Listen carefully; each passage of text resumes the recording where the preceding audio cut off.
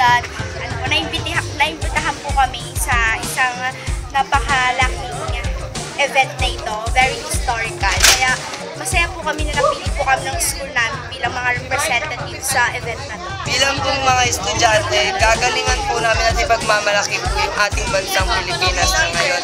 O sa tingin po ng ibang bansa na hindi po umuunlad yung ating Pilipinas, sa aming generation po namin, papatunayan po namin na meron po kaming ipagmamalaki. Maambag ko ay bilang maging modelo sa mga kabataan, pagiging leader sa bawat isa, at saka pagtulong sa mga iba't ibang proyekto na